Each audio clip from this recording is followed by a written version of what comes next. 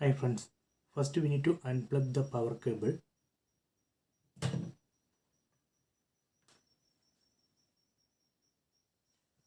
After that, press and hold this select button and this back button.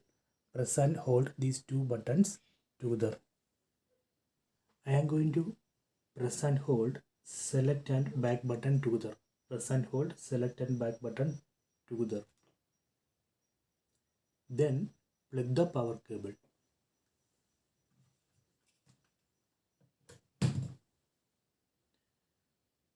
Now it's booting. Please don't release the select and back button until we get the recovery screen.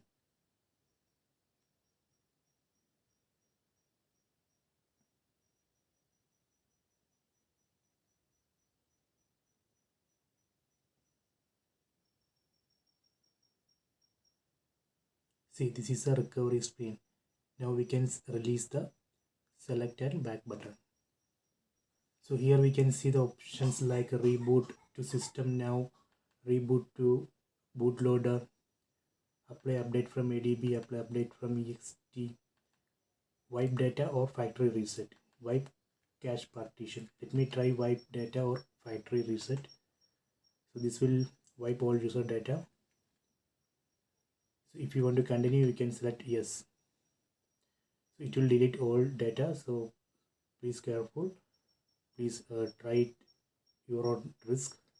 So let me select no.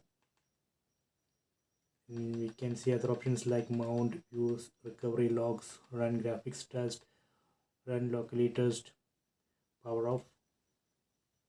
If you want to exit from this recovery mode, you can select reboot system now. So that way we can exit from this recovery screen. So please try it.